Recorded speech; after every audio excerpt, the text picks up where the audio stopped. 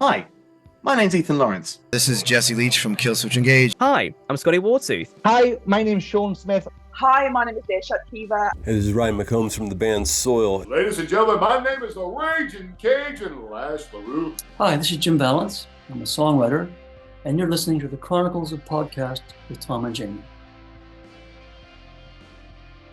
Ladies and gentlemen, this week we bring you a songwriting icon.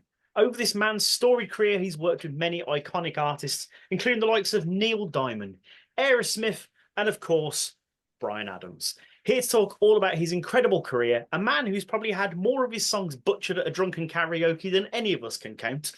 Everyone, please put your hands together as we bring you the Chronicles of Jim Vallance. Oh, Lovely, thank you. absolutely stunning. I mean, Jim, before we really get into the deliciousness of this whole evening, how's your Monday been? Great so far. It's 3 o'clock in New York, just past 3, and just another day, and as I said, every day is a gift. Yeah, absolutely. Have you done anything with your day so far, or has it just been a normal Monday? I don't know what a normal Monday looks like. Well, it's a catch-up day. My partner Catherine and I were spent the weekend at a wedding. So it was a Friday reception, Saturday wedding, Sunday goodbye brunch. So we've been visiting friends and had quite a long drive to get to the wedding. So this Monday's been sort of catch up on sleep and rest and just get back organized again. Oh, absolutely. How was the week? How was the wedding? It was lovely. It was in a place called Martha's Vineyard, which I've never visited before. Ooh. It's an island off the coast just south of Boston. It's really beautiful. And the wedding was outdoors by the ocean. And you couldn't have asked for a more special occasion or place. Oh, Yeah. I love to hear it. That's beautiful. Love it. Yeah. So what we like to do, Jim, is take these things right back to the start. So when you were young and growing up, young Master Vallance, we could say, what did you want to be when you were growing up? Has it always been music for you, or was there an earlier aspiration like train driving? Music wasn't on my radar at all. So as a child, let's say age 8, 9, 10, in around there, I was really interested in insects. Studied them, read about them, observed them. And if you had asked me then, what do you want to be when you grow up? I would have said entomologist. I want to study insects. And it was my passion. And then aside from that, I love Batman comics and sports. I was in Canada, so hockey was big, and then baseball as well. And life was going along quite swimmingly. And then one Sunday night, as we always did, my parents, myself, and my sister, she's younger, would get our pajamas on and sit in front of the television before bedtime. And there was a program every Sunday night called The Ed Sullivan Show. The family always watched it. There's jugglers and comedians and singers and all that sort of thing. And on this particular night, February 9, 1964, ladies and gentlemen, from Liverpool, the Beatles. It was like, I'd never heard of the Beatles, other than insects. I didn't know what to expect. And honest to God, I was born in 1952, but my life began in 1964 on that night. It just blew me away, and it was life altering. I just knew at that moment that's what I wanted to do. That's amazing. And it's not the first time I've heard that story where someone says Beatles on the Ed Sullivan Show. That is what made them want to become a musician. That's amazing. Yeah. Sometimes I think we as British, we take the Beatles for granted, because they were such a big thing when they came out in the States. To us, it's like, hey, it's the Beatles. It was more of a slow burn over Uruguay. They finished their 2-year stint in Hamburg in 1962, and then kind of slowly built a career, 62, 63 in England and Europe. But when they arrived on these shores, it was just like unprecedented, just out of the blue, like Martians had landed. It was amazing. just Scousers, not Martians. So is that where that love for music came from that made you want to pursue this path then, seeing the Beatles? That was it. That was the defining moment. That's amazing. Because you started learning to play the piano at age 7, was it? Yeah, my mom sent me off to piano lessons when I was 7. I did it for maybe a year or two and didn't really love it. It was a little bit structured and the particular teacher didn't really make it fun. So I quit after a few years. I mean, and then, much later, I was very happy to have had that arrow in my quiver, but at the time, it wasn't much fun. I know you then went on to learn guitar, drums. I think I even read the flute and the cello as well. Like, what was it that made you go, like, I want to do this for a career? I want to learn all these instruments and focus on music. Well, I mean, once I got, the bug, the passion, age 11, I mean, it's all I thought about from that moment on. All I thought about, all I wanted to do. So I started begging my parents right after the Ed Sullivan Show, pretty much. Started begging them for a guitar or a drum kit, the Beatles being, guitars and drums. And I think they hoped I'd just get over it. Really? Yeah. I mean, they just sort of, let it go. But I just kept at it and kept at it. So finally, age 13, my grandmother bought me a used drum kit. I think a friend of hers had a son who didn't play anymore, and so she scooped this old drum kit.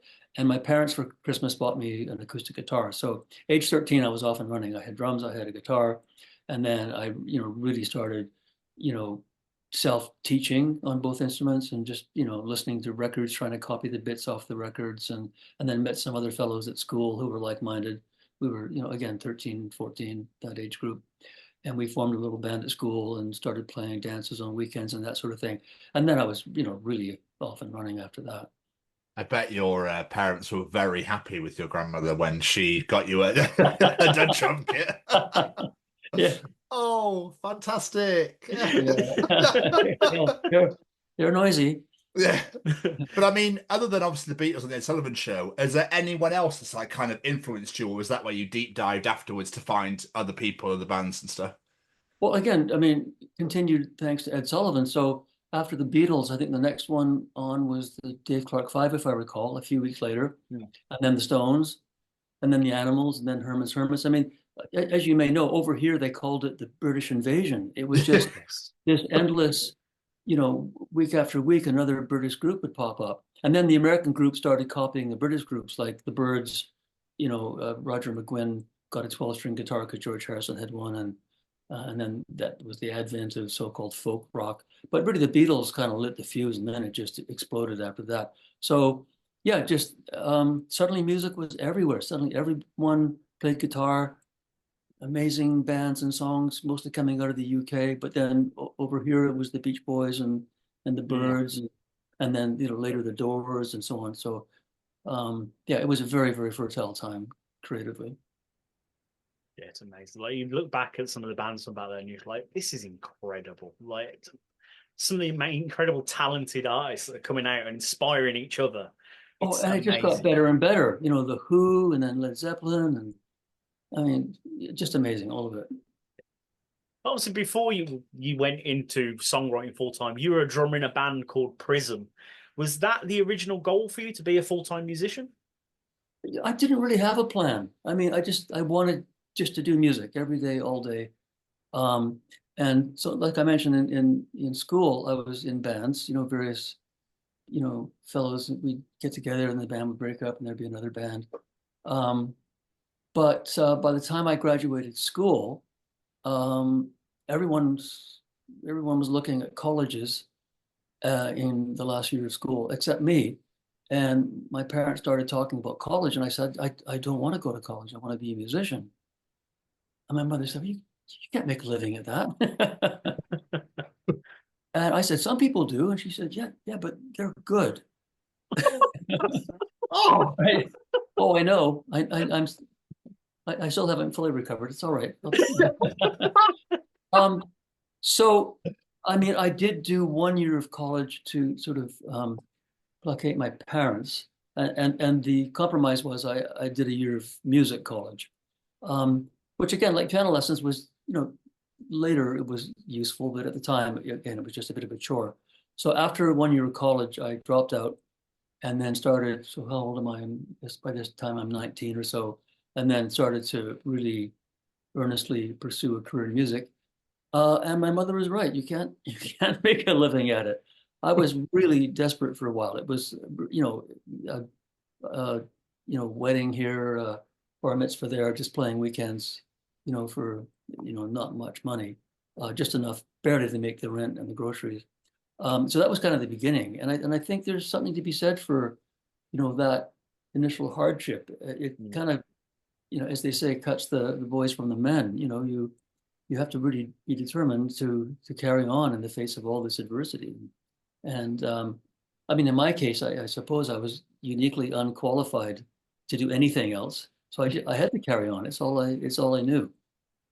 So there were a few slim years, and then, sorry, to back to your question, then I found these other fellows, and we formed a band initially called Sunshine with a Y, and it was a kind of a jazz prog rock group, quite complex music, not very commercial or accessible, but the musicians were really good. I mean, I was probably the least talented fellow in the band. There were some real super virtuoso players. And then that band slowly morphed into Prism, actually, by which time I had quit. Yeah, I'd quit. And then later, in my absence, Sunshine became Prism, and they recorded a bunch of demos and sent them off, and record companies weren't interested. So I'm making a long story short. So the leader of the band, a fellow named Bruce Fairburn, who we could maybe come back to later, he rang me up, because I'm now unemployed, and he said, look, we're having trouble getting a record deal. Do you happen to have any songs we could have a go at? So I gave Prism a couple of songs. They recorded them, got a record deal, and then I got invited back into the band. So that was sort of how that happened. And I became the drummer in that band. That was my first proper recording and record release and so on. One thing that stood out to me about your time in Prism, Rodney Higgs. Yeah. Why that name? Well, again, back to Sunshine. Sunshine was two bands. It was a prog rock jazz band, and then it was also we would dress up sort of like, not quite clowns, but we would do marches in the street, like with tubas and just a snare drum on my belt, and we did Dixieland music and that sort of thing. It was a whole other kind of life, and we'd get hired to do parties and that sort of thing. And we each took a nickname. Richard Christie, the bass player, was, oh gosh, Eddie Dexter. And Peter Baring, the piano player, was Captain Boll Weevil. And I took the name Rodney Higgs. So when we moved on to Prism, I just kept the name. And, it comes up at times like this, thank you. And I and I regret all these years later that choice, having actually on the album cover it says Rodney Higgs, the Prism album cover, rather than Jim Vallance. So if I could rewind and change it, I would, but much too late now. It's fine. We have the internet. We all know the truth. It's fine. All right. You only did the one record with Prism as a member of the band, though, didn't you? Yeah, I did one album with them, and then the obligatory tour. So we went out on the road, opening for a brand new band, again from the UK, called Foreigner, who you would know, but they were unknown at the time, and also Heart. We opened for Heart. Oh, nice. But it was, again, early days, and we were 5 guys in a rental car, staying in cheap motels and eating microwave tacos from petrol stations on the highway. Oh. And it wasn't very glamorous. So after a bit of that, I didn't want to do much more of that. So I quit the band again. And so now I'm out just kind of, free and looking for the next opportunity. Don't Let Him Know, though, is an absolute tune. Absolutely love that record, that song. Unbelievable. Which one, sorry? Don't Let Him Know. Ah, yeah, that was much later. Okay. That was so I quit the band, and then there were 2 or 3 or 4 albums later. Oh, wow, okay. And they went through a couple of different changes, and new lead singer and so on. So that was a song that Bryan Adams and I wrote for Prism probably 5 or 10 years after I quit. So it's quite a ways down the road. Oh, sorry. I just completely jumped forward.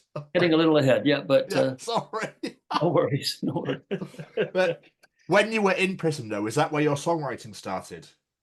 Well, I'd been writing before. Okay. nothing really in mind, like no vehicle, no record deal, no artist to even um, carry the songs. But I was just writing. I mean, it's an interesting thing, the creative process. Um, and to be honest, even when I'm asked how do you write songs, I don't really know. I couldn't tell you, other than it's an obsession. When you decide to be a songwriter, there's a switch that goes on in your head, and you can't, for the life of you, you can't turn it off. You're thinking about songs all the time. You're always writing in your head, and then if you're actually sitting in your room with your piano and gear around you, then you're, really working away at it. But I was just, even before Prism, I was writing all kinds of songs, and just I had nowhere to go with them. They just end up on the shelf.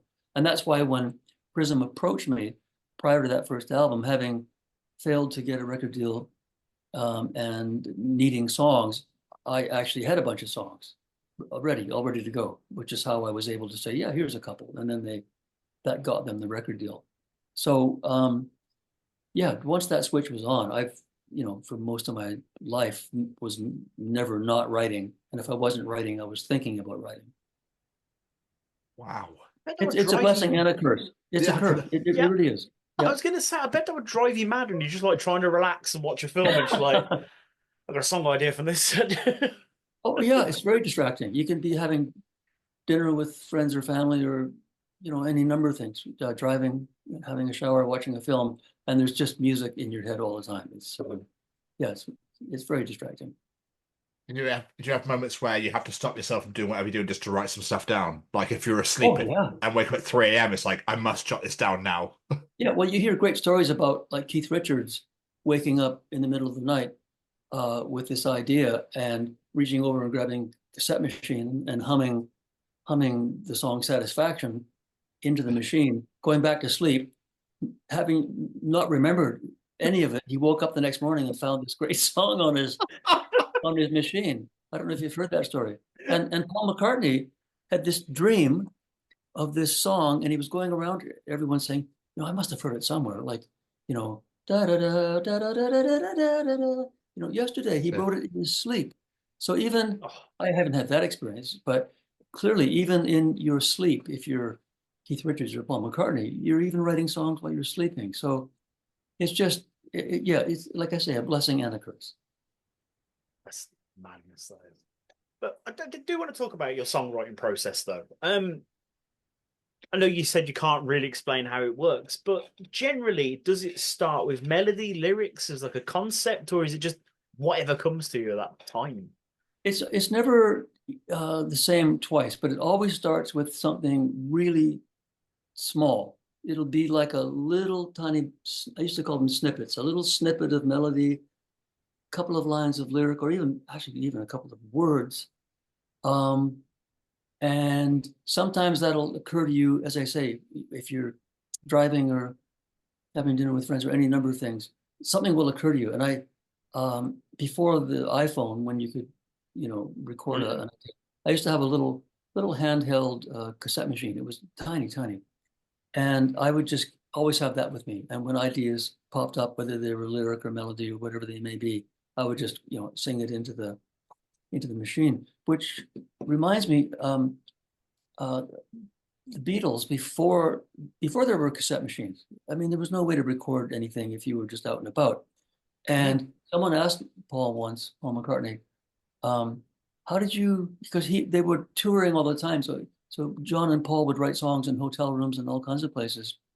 And someone asked them, how did you remember them? And Paul said, well, if they were really good, we remembered them. And I'm thinking, how many songs got away? How many did they, yeah.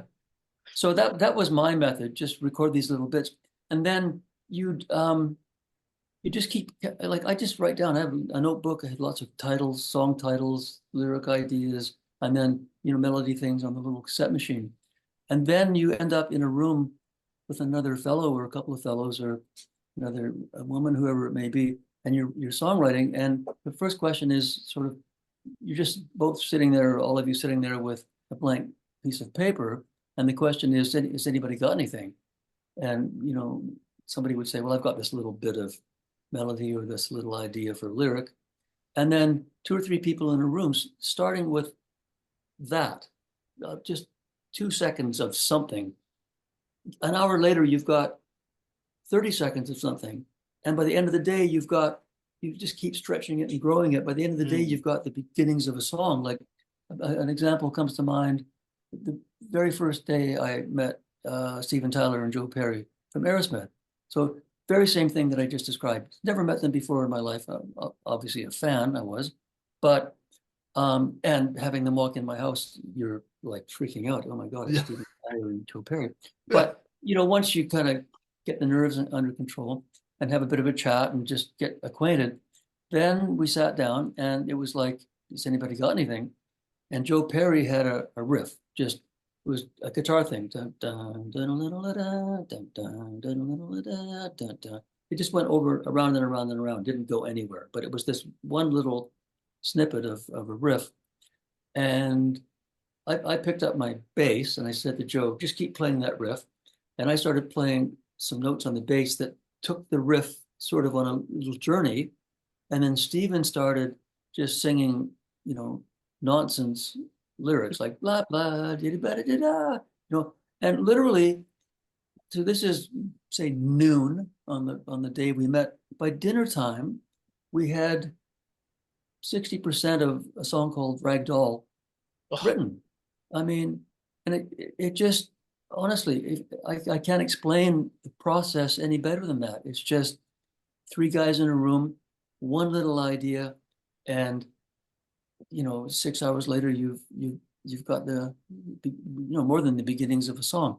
In that case, it was called Ragtime. It wasn't called Ragdoll, because we had sort of a New Orleans kind of shuffle to it. So we were Ragtime, living in a movie. And it was much later, a whole different story where it became Ragdoll. But my point being, in that 6 hours from noon till dinner, we started with just a dun dun dun a little da. What's that? 2 seconds of riff, and grew it into a 3 or 4 minute song. That's amazing. I suppose it's hard to like you say, there is no formula to this.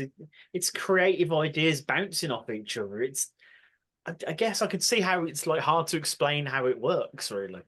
Yeah, and it's it's a lot of things too. I mean, before we sat down and before Joe even played that riff, we had a chat. We just got acquainted. I think there was a pot of tea and some cookies involved. We just sat and chatted about various influences.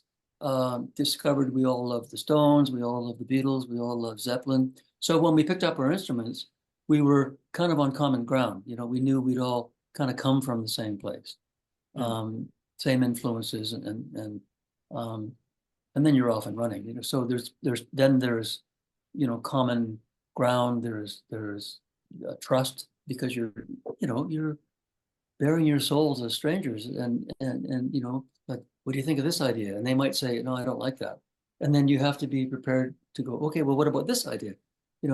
And even more importantly, by the end of the day, it's not that your idea was used, it's that the best ideas were used. So, so the 3 of you have to really not just be trusting of the others, but generous with your input, but also humble with with your ideas if they're not accepted.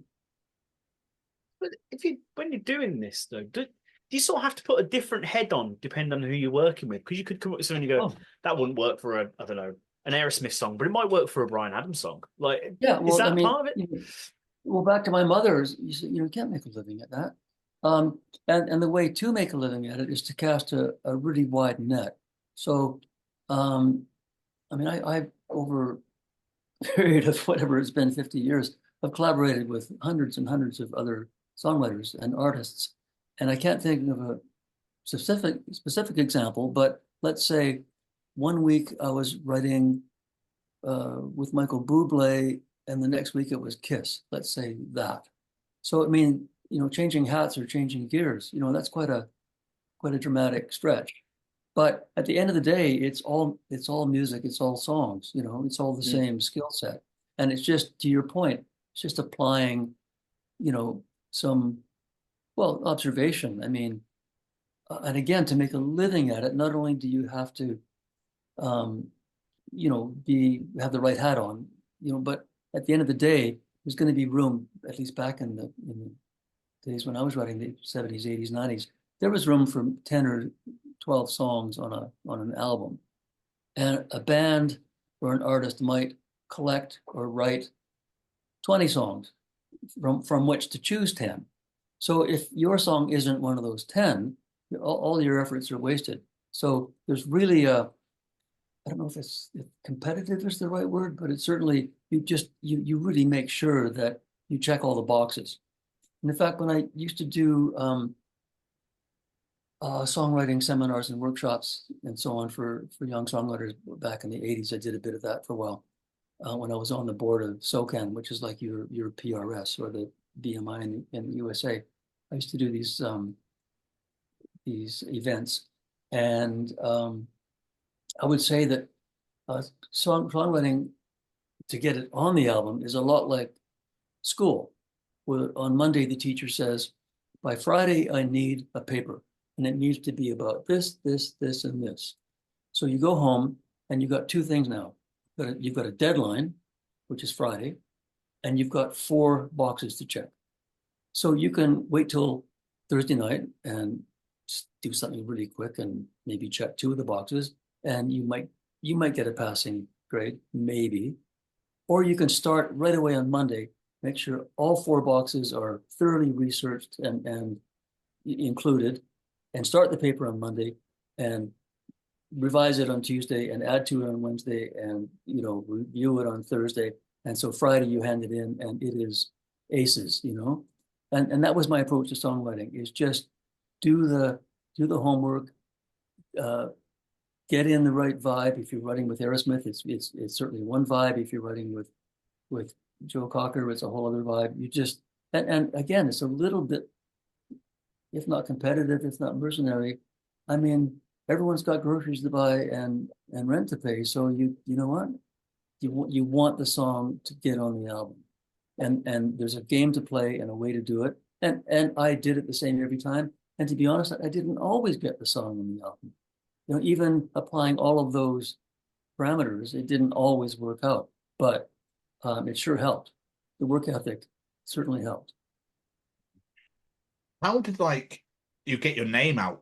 Because obviously back then there was no internet, there's that sort of thing. So obviously when you start out, how did you manage to then be able to get to work with all of these massive bands and artists? I know it's very much a catch-22. You can't work with Aerosmith until you've had a hit, but you can't have a hit until you've worked with Aerosmith. So, yeah, it's really,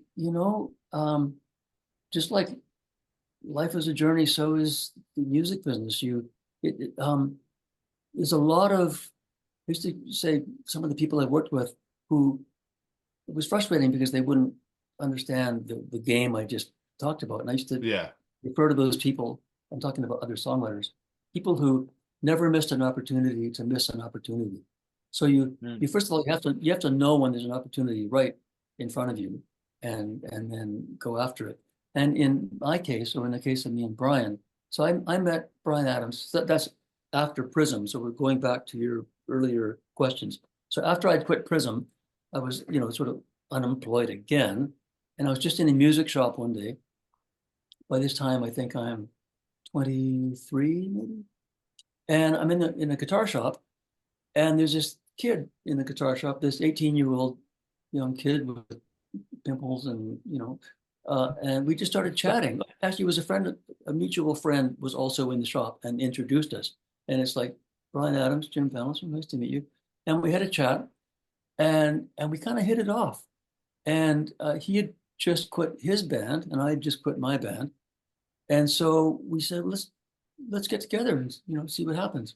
And a couple of days later, he came over to my house. He was living with his mom. He had not a penny to his name, but talent and attitude and just energy and vision. He was really quite something. So we spent a few days and wrote a few songs. And then, so that was January 1978. So we just wrote every day. And he did an album and it did a little bit in Canada, not very well. And then a year later, we did another album, and a year later, we did another album. So it took until 1985 for him to have any huge success. 1983, we had a bit of success, but it was not overnight by any means. So a better part of 5 years minimum before we had anything to show for it. And we worked really hard to get to that point. But somewhere around 1982, so early in our writing relationship and before we had any big success, there was a fellow record producer, a Canadian, who I'd never heard of it, to be honest. His name was Michael James Jackson.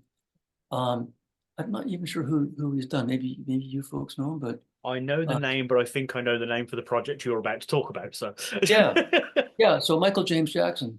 So because Bryan and I were Canadian, somehow he got wind of us. So one day the phone rings, and my wife picks up the phone, and she goes, "Jim, it's Michael Jackson." I went, "What?" Wrong Michael Jackson. Anyway, he said, "Hello, this is Michael James Jackson." I went, "Oh, hello."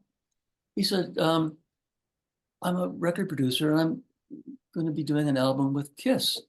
Would you and Bryan be interested in submitting some songs?" And yeah, of course. So I rang Bryan and told him, and so we had a couple of chats with Michael, and we wrote a couple of songs. I'm making a long story short here. We wrote 2 songs. One was called Rock and Roll Hell, and one was called War Machine. And we wrote them, did a demo recording in my basement studio, sent them off. Michael liked them. He sent them to Gene Simmons. Gene rang us. And so, again, phone rings, it's Gene Simmons. And I put the phone on speakerphone, and Bryan and I are both in the room. And Gene says, "Gosh, I love these 2 songs that you've sent. I think we'd like to record them." And Bryan and I are looking at each other across the room. Great. And Gene says, "There's just one problem. They need a 3rd verse." And I looked at Bryan, and Bryan looked at me, and I said to Gene, I think they're fine the way they are." He says, "You don't understand. They need a 3rd verse." In other words, he meant if you want a song on a Kiss album, there has to be a Kiss member credited on the song. So he wrote a 3rd verse on for the songs, and wasn't greedy with the credit that he requested. So it was all fair. And Kiss recorded those 2 songs. And I'm answering your question from about 10 minutes ago. Again, very long story. And that was a very big break for me and Bryan as writers. So it kind of, got us on the map. So that was our catch-22, where we did finally, one more rung up the ladder. And I think that was a great calling card. And then when Bryan started to have a bit of success, then again, back in the day, you bought an album, you turned it over, and you went, "Oh, the names in the brackets in tiny print under the song, written by Bryan Adams and Jim Vallance." And I started getting calls from managers and producers and record companies who, once they see your name connected to something successful, they must think you had something to do with it, and they'll ring you up. See, so it's all, and then it's exponential. Then once you just get that first little door open, then all kinds of doors open. See, Kiss are my favorite band on the entire planet, so they were going to get brought up in this anyway. But, Okay. But now you've mentioned them. Obviously, that album for them was a big, things have gone really bad. We need to get our names back. Did you know the band was in that sort of state when you started working? I didn't, no. Because I was, aware of them and, liked what I'd heard, but I wasn't like a Deep Cuts fan, like I'm assuming you are. I didn't really know all the material, had never seen them live. Obviously knew who they were, and was very pleased to have them record a couple of our songs. But no, I didn't know the backstory. And we're going to get to another backstory, I think, in a few minutes too. If we get to Heart, that's another interesting, similar band in trouble needing songs. But we'll get to that. Just one other thing on the Kiss thing, because obviously War Machine's been a staple of their live set for years, including on the final shows they ever did. Did you ever get to see them play it live? I didn't. No, I didn't, and I regret it. I really should have.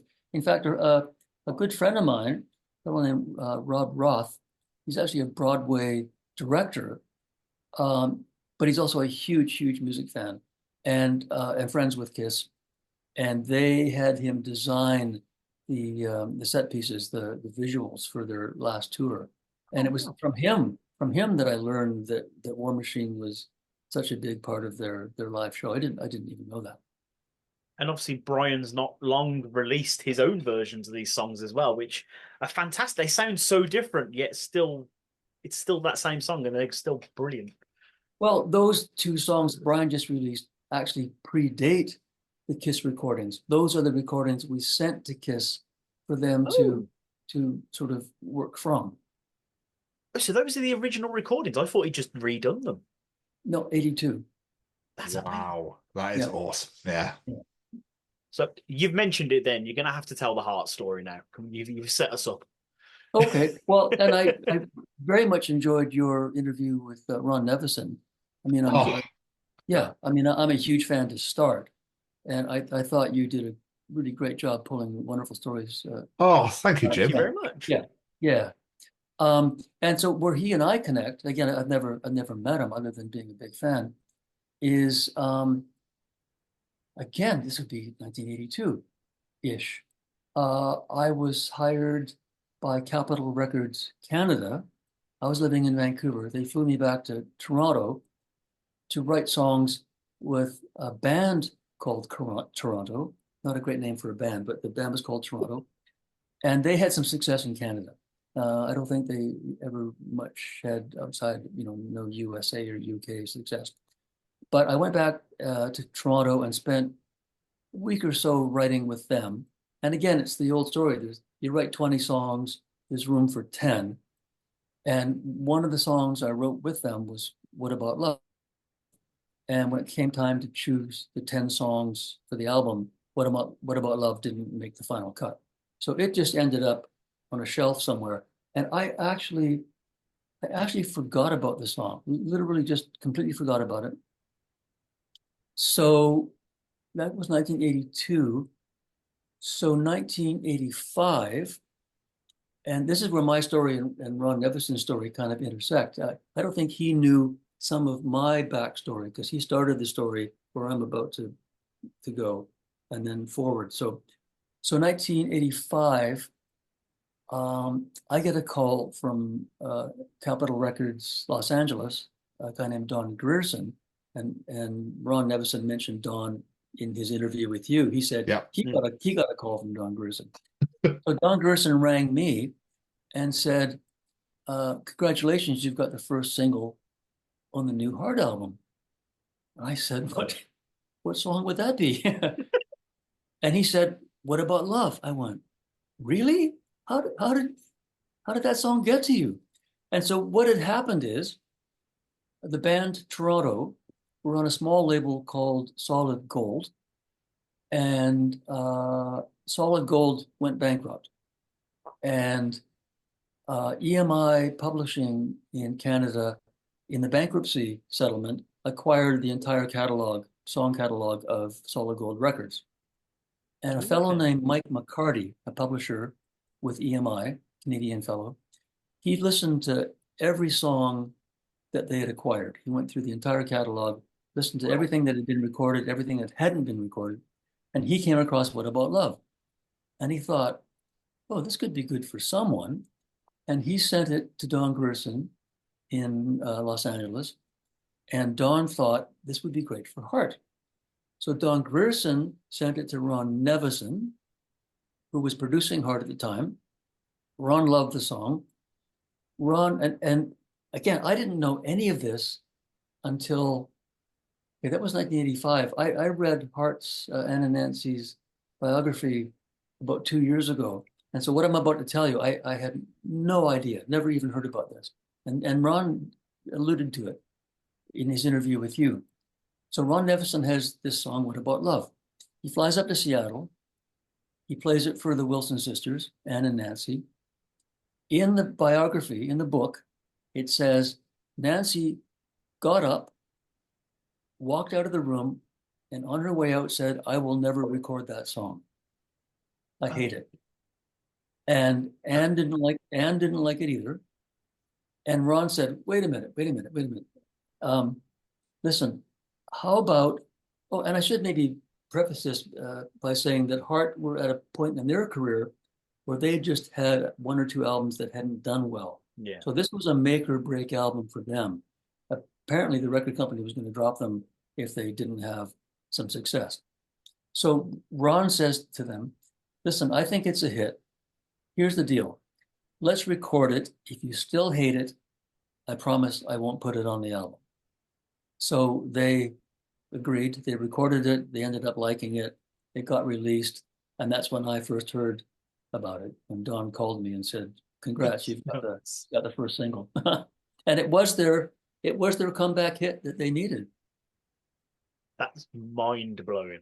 Yeah. And I bet Toronto is still sat there going, "Why did we pass on that song?" Well, yeah, sure.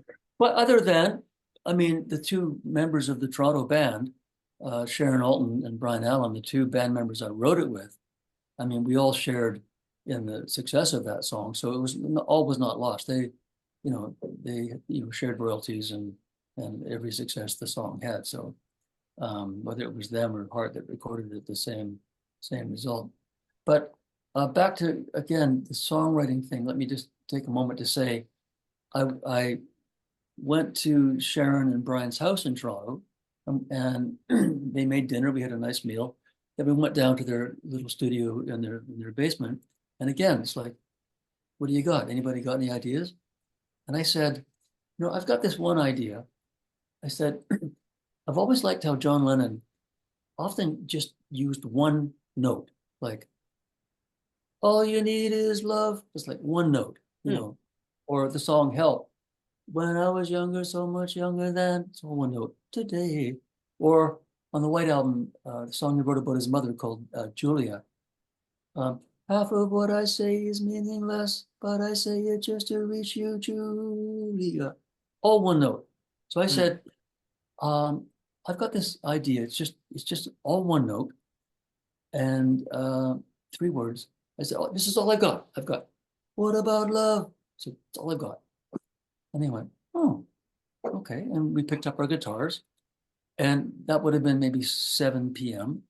And by midnight we had, a good start on a song. And by the next day, I think we finished it. So again, back to one of your previous curiosities about how songs start and how they get written. And that was another one that just started with literally, "What about love?" That's all we had. And, and then fast forward 3 years and it's on the radio, Heart having a hit with it. So, I mean, you couldn't make that up. You couldn't, invent that story. It's just every song has a story of its own and a life of its own. And if I could do that every time, I would. Just imagine you hadn't got that phone call where you just turn on the radio one day and "What About Love" comes on. You're like, "I know that. Why do I know that? I've heard that somewhere." Yeah. Well, I've had that happen. Oh, really? Remember, first of all, I had a song with Brian called "Heaven" that was a big hit. Yes. All over the world, actually. It was #1 everywhere. And that was 1985. And then in 2001, unbeknownst to me, a Spanish DJ, DJ Sammy, did a version of "Heaven." And I'm driving my car one day and the radio's on, and the song had been on for maybe 30 seconds, and I went, "Wait a minute, I wrote that." But yeah, it happens. It does happen. I was going to mention that song in a moment because that was a huge hit, that DJ Sammy version. It was, yeah. I remember it first coming on. I remember my mom going, "What have they done to Bryan Adams? What do they think they're doing to Bryan Adams?" I quite like it. I think it's infectious. It's catchy, to be fair. Yeah. But I mean, we've talked about him a fair whack, so I think we should probably bring him up. Obviously, your long-standing relationship with Bryan Adams. What's the secret? Because obviously you've been friends for so long. and you've had massive. I mean, I looked at Summer of '69 on Spotify, and it's been played on Brian's page over 1 billion times. Yeah. Which to you must be like, I don't know. Did you ever think like writing these songs you'd have such massive hits, like especially Summer of '69? I mean, Summer '69 started me and Brian in a room with our guitars in our laps, looking at each other. Again, what do you want to write about? And when we finished the song a day or two later, we were the only two people on earth who'd heard it. And you can't predict, that No. 45 years later, or 40, whatever it's been, it would have 1 billion streams on Spotify. No, so you know what? Of course I pinch myself sometimes, like so grateful. Again, back to my mother saying, "You can't make a living at it," and I have done, and I'm never for a minute am I ungrateful. Never for a minute. I always pinch myself. What's funny, I found out when doing my research for this, is everyone hears those opening lines to Summer of '69, thinking, "Oh, these are Brian's experiences from when he was younger." Aren't they your lyrics? Like, well, there are lyrics, and what I get this question often because people say, "Well, Brian was only 12 in 1969," But I say, "Well, Robbie Robertson wasn't even born when he wrote The Night They Drove Old Dixie Down about the Civil War in 1865." So that point. yeah. So it wasn't even called Summer of '69. That came. We'd finished the song, and it wasn't called that. It was called Best Days of My Life. So if you know the lyric, got my first real six string, bought it at the five and dime, played it till my fingers bled. It was the summer of '69. That was the only time the phrase Summer of '69 appeared in the song. So 4 minutes later, the song's done, and that's the only time. The key phrase was, "Those were the best days of my life," and that's what we called it. And then about a month later, we're listening to this song we had finished, and we went, there's got to be a better title than that. So we just took this phrase, Summer '69, from the first verse, and we dropped it into 4 or 5 more spots in the song, just empty spots, and changed the title of the song to Summer '69. So it wasn't even called that in the beginning. And it was, again, sat down, what do you want to write about? Both of us staring at a blank sheet of paper. And he said, "Well, remember when John Lennon wrote Strawberry Fields about his childhood in Liverpool, and then Paul McCartney wrote Penny Lane about his childhood in Liverpool? Why don't we write a song about what our childhood is, plural?" And so again, it was like first guitars, first girlfriends, first bands, got my first real six string, bought it at the five and dime. Well, I got my first real six string for Christmas from my parents, and I think Brian bought his at a pawn shop. But got my first real six string, bought it at the five and dime. It just sounded, what do they call it? Creative Liberty or something. So the story isn't completely autobiographical, but it kind of is. Some of the songs you guys have written, we just mentioned Summer of '69, then Heaven we've already mentioned, and there's my personal favorite Bryan Adams song in Run to You. I absolutely adore that song. Oh, thanks. What do you think it is about you and Brian that just works? What is that dynamic? Do you know what it is? It's just something clicks. Well, I mean, some of it you can't really explain. It's just in the ether. But we share a work ethic. We're willing to spend as much time as it takes to get it right, or as right as we can get it. We used to get together. If Brian wasn't touring, we'd get together every day, like literally noon. We'd have a sandwich and a cup of tea, and then go down to my studio and write till midnight some days, take a dinner break perhaps. And neither of us wanted to be the one at 11:30 p.m. saying, "I'm a little bit tired, should we quit?" We just kept going. We didn't want to, neither of us wanted to be the one to end it. And we just did that every day, and we worked really hard, and we trusted each other. I referenced that previously. You have to really trust the other writer. And to be able to say to him, if he has an idea, "I think we can do better. That's, you've got a better one. I know you do." and not be insulted, or and you just carry on. And again, the best idea wins. You don't fight for your idea just because it's yours. If the other fellow has a better idea, it's in. And Bryan and I had that trust and that work ethic, and we're willing to put in the hours to do as good work as we could. So, and we share that, and to this day, it's kind of the same formula, if that's what it is. So another one of Bryan's huge songs, especially over here, like, I think it was #1 for like 14 weeks. In Everything I Do It For You. Were you involved in that song? I was not, no. So Bryan and I, that was Mutt Lange. I wish I had been. I mean, Bryan and I had 10 years of really intense work. You got two guys in a room with no windows for 10 years. We hit a wall so we met in February, so we met in January 78, and by August 89, we hit a wall, personally, creatively. We just got to the end of our tether, and we started getting on each other's nerves. And I was the one who said, I think we need a break. And Bryan said, "What do you mean, like a week?" Or I said, "No. I mean, I think we just go our separate ways for a bit." And I don't know how long it was. It might have been 5 or 10 years until we reconvened. And in the interim, that's when I went and worked with Aerosmith and, Hart and all the others. And then Bryan worked with Mutt Lange and Elliot Kennedy and Gretchen Peters and others.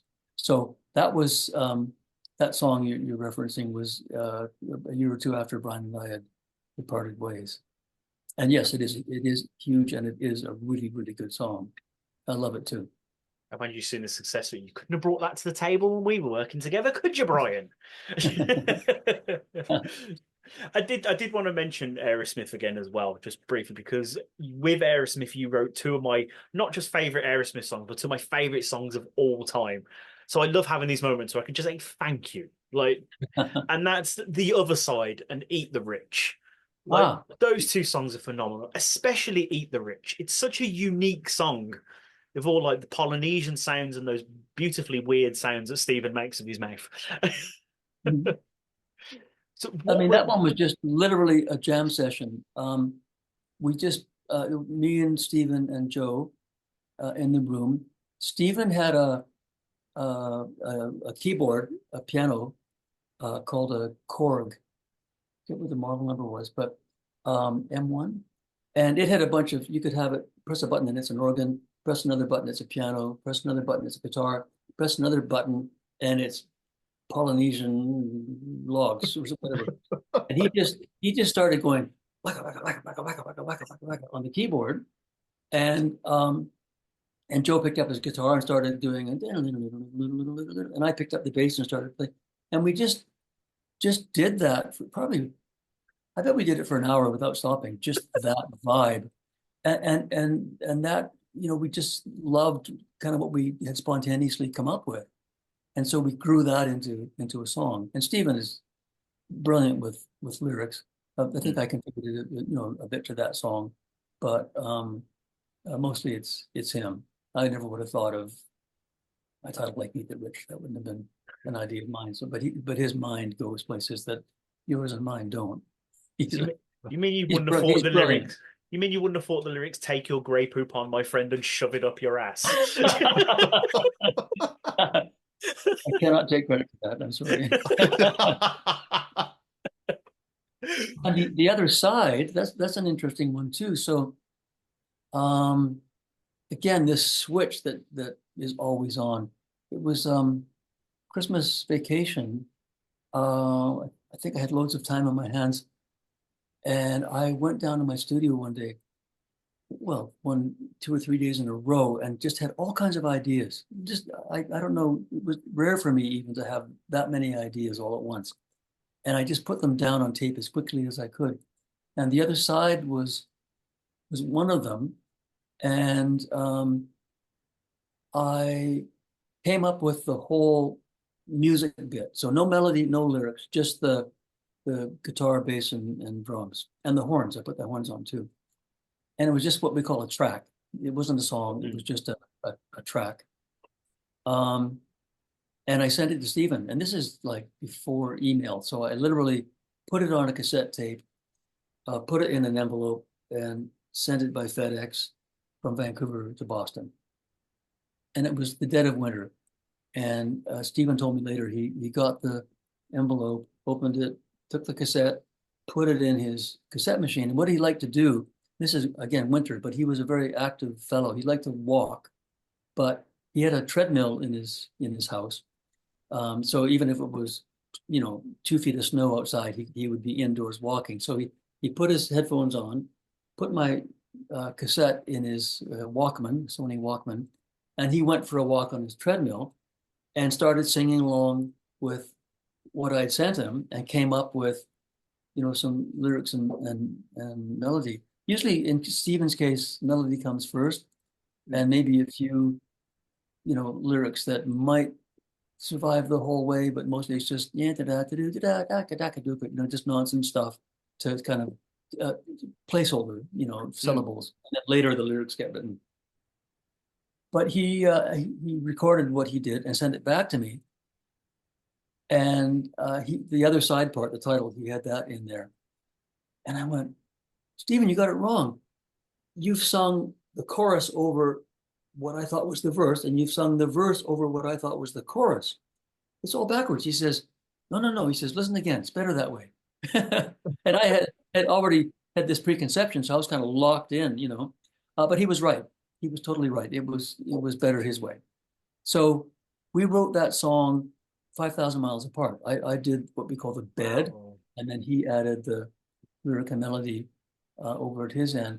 I contributed a few lyrics long distance as well on that one, but that's how that one came to be. And then to sort of tie this whole thing into Kiss. So Take Me to the Other Side, the melody is a simple scale, A, B, C, D, E, and dun, foolish pride, take me to the other side. Kiss had a song, A, B, C, D, E, I was made for loving you, baby. And Motown had a song, who was it? The Four Tops? I can't remember which of their bands. Standing in the shadows of love. So me and Stephen got sued by Motown for using that da-da-da-da-da-da. What? And Kiss got sued for using those. I mean, I don't think anybody owns those 5 notes. But when Motown's lawyers come after you, our advice from our lawyers was just give them whatever they want. You'll spend more money fighting it than you will, retaining your share. There's only so many chords and so many orders you could put them in. I know. They're going to have crossovers. I mean, we could do a whole other podcast just on, plagiarism and, borrowed bits and people suing each other and so on. I mean, some of it is completely justified. Some of it is very, very dodgy. But it goes on all the time. And we only hear about half of it because I actually had 2 huge successes with big artists borrowing bits from me, and my publisher sued on my behalf, and in 2 cases won, and it was actually very, very profitable. So I like to say I like it when people steal my songs. Just you have to be careful not to be the one doing the stealing, because then it comes back to bite you. But in that case, if you look at the other side, you'll see that the credits are Steven Tyler, Jim Vallance, Holland Dozier, Holland, the Motown writers. So we had to give them some of the money we paid so far, and then they share in all future royalties. Oh, okay. That's That's insane. Yeah. You know what? You win some, you lose some. Yeah. I guess it's called the music business for a reason. Exactly. Yeah. But Jim, with everyone that you've worked with, all the songs that you've written, what song that you've written really holds the most personal meaning to you? Well, I think Summer '69, because when and I won't take undue credit because Bryan, contributed, and as we were writing it, I was thinking about, my first guitar, my first band, Standing on Your Mama's Porch. That was Betty Donaldson, my friend Murray's younger sister, who I was mad about. So I've got lots of memories, and it might be the one song of any that I've written that has at least, a significant portion of me in it. And I'll say, in Brian's defense, it has bits of him as well, whatever he was thinking as the two of us were in the room. But yeah, that's the song that's just kind of, personal in a way, and also the one that's probably been the most successful. It just won't go away. I mean, here we are, again, 40 plus years later, and it's, like you say, 1 billion streams on Spotify.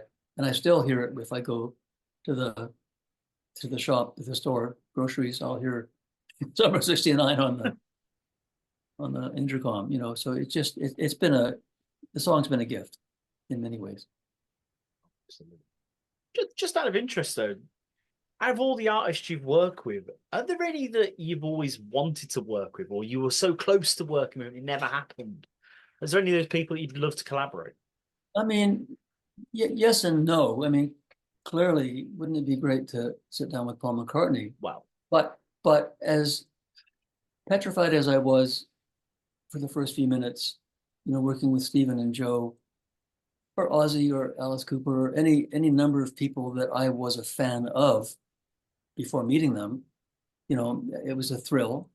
But I don't think the first few minutes of nervousness would have dissipated, say, with Paul McCartney. I don't know if I would have even have been able to pick up my guitar without shaking like a leaf, Yeah. So yeah, of course, Paul would be great, but then I would probably, had the opportunity arisen, I might have said no. I don't think I could do it. It's just too much reverence. Yeah.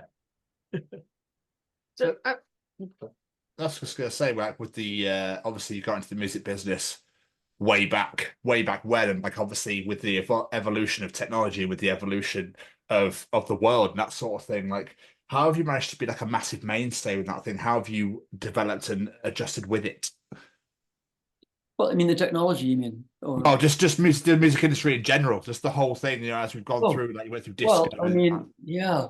I mean, when I started out, when, first entering professionally into it and making records and so on, the business model was, I mean, not without its sort of dodgy, dark corners, but it was pretty simple. You wrote a song, it got recorded, the album sold, people went to the store, into the record store, Yeah. bought the vinyl, took it home, and 6 months later, maybe a year later, your royalty would wind its way through all the systems and channels, and you'd get paid. So that was a fairly simple, understandable business model. All these years later, I couldn't describe the business model of Spotify to you if you held a gun to my head. I have no idea how anything works. I mean, I keep hearing, without any personal way to confirm, that would like a 1 million streams and you get like $30. I don't know if that's true or what it is. I don't even know, to be honest. So to answer your question, I have no clue about the music business in 2024. And even way back in the day, I think I knew maybe 80% of what went on back in the 70s and 80s, but today, no clue, none whatsoever. Yeah, it's a mystery. It's a complicated. We speak to a lot of young up and coming bands on this show, and a lot of them, they still have to have full-time careers because it's just so hard to actually make it to a level in the music industry nowadays. Yeah. I mean, my son is in a band. He's doing quite well, but they tour a lot. They get quite a bit of their income from touring. Not, they get streams and so on, and they sell a little bit of physical product, but touring is where it is. It does seem to be the way. Touring and merchandise, yeah. Yeah, merch. But as like I mentioned, then we speak to a lot of younger bands. What advice would you give to like people that want to get into songwriting, to like really want to pursue this like you have, be the next Jim Vallance? I think you really have to just always have your antenna up. Just listen and learn. I mean, what goes in is eventually what comes out, you know. And again, back to our previous point, you just have to be careful that if what comes in when it goes out, it's not the same as what you heard, or then you're in trouble. So, yeah. But it's like your brain's like a giant blender, you know, when you just press the button and all these things that you've always experienced or heard or enjoyed kind of swirl around, and then you use it to fuel your creativity. So, I mean, the main thing, and again, the people who I said never miss an opportunity to miss an opportunity. I think what people don't understand is how much work it is. How really you can be really talented and even have great ideas, but if you don't put in the time, and then put in the time to write the song, and then put in the time to listen to it and go, is this as good as it can be? And then put in the time to make it better, and then know when it's done and when it's ready. I used to use the analogy like, say, Da Vinci painting Mona Lisa, would have taken them, I'm sure, days and days and days, and who knows, weeks and weeks and weeks. But there was a point where he went, it's done. And he knew when it was done. And if he had kept going, he might have ruined it, So you also need to know when that's happened. And I had that experience several times. One time in particular, I was collaborating with another young artist. This is way, way back. And she was one of those who didn't really get it, never missed an opportunity to miss an opportunity. But the two of us wrote a song, and I said, it's done. And we recorded it, and I was happy with it. And she went away to record it, and her producer, who was also a songwriter, decided to add his few bits. And so it's like if Da Vinci had kept going, it wouldn't have been the Mona Lisa. So they took what I thought was a finished song, and they took it up to the top of the hill and then kind of down the other side. So there's all kinds of skills involved, and they're not all necessarily to do with talent. It's to do with the ability to almost view yourself from above, like get out of your own body, look down at the work you're doing, and then be prepared to police yourself and criticize yourself and judge your work, and then go back into your body and do what's needed. So yeah, it's perspective, but at the core of it, it's hard work. It really is just putting in the time. And I hope any young songwriters listening to this took every single bit down as notes, then, because you're learning from a master. But as we start wrapping this up, we've spoken about some of the biggest hits you've recorded. What are maybe a couple of the songs that you've had out there that maybe don't get as much love as you think they deserve? The ones that like you're extra proud of that don't get mentioned. Oh gosh. I mean, again, just in terms of my so-called success, I mean, I've probably written, it started thousands, and you don't always finish a song. You start it, you don't always finish it. So I've probably started thousands and finished hundreds, and had maybe 20 big hits. So if you think about hundreds of songs, 20 hits, but in any realm, that's not much of a track record, But if that was in professional sports, I'd be off the team by now. If that was my record. But aside from the 20 big ones you know about, there were lots of ones that just went on albums. Like you've never heard the song, Back Where You Started by Tina Turner, but it was on an album that sold 10 million copies, and you go along for the ride, and it's actually, quite profitable. So I've had lots and lots of those songs you've never heard of, but were on albums that did well.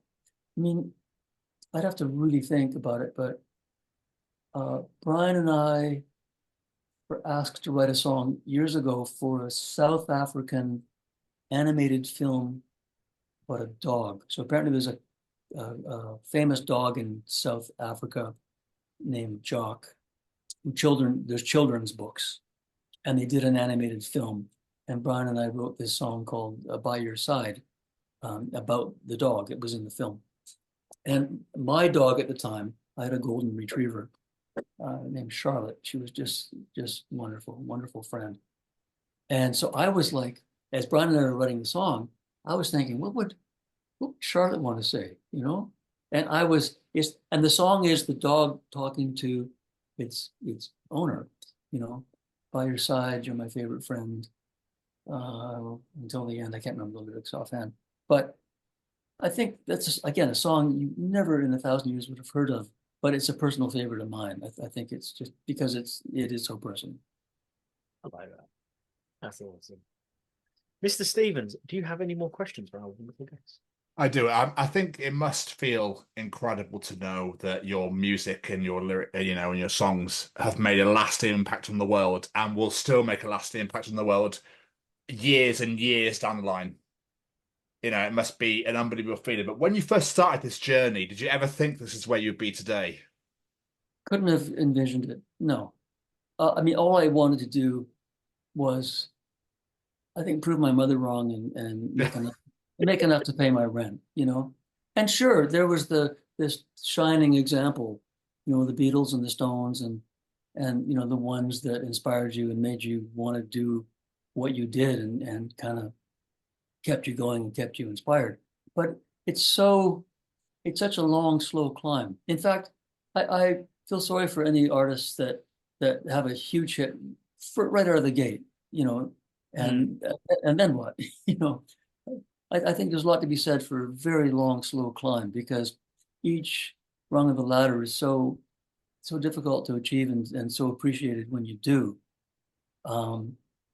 And then here I am 50 years later. I can look back on all that and you know, there's much to be proud of and much to be grateful for. And that's really how I feel about it.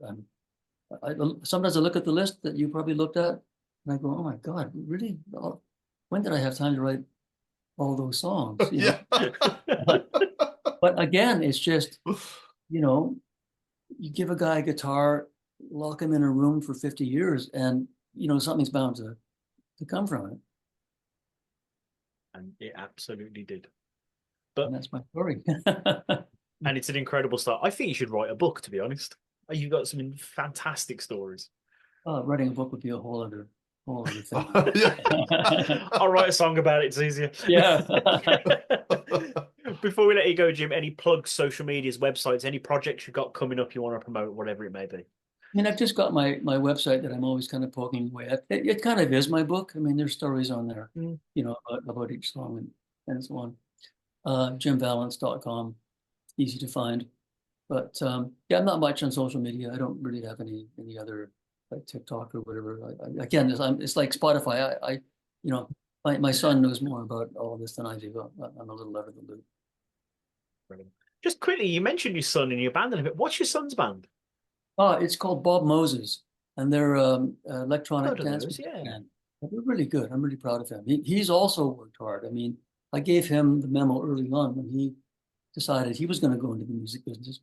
I didn't discourage him. Quite the opposite. I encouraged him, but warned him it's really hard work, you know. And he's totally been willing from day one. He's 35 now.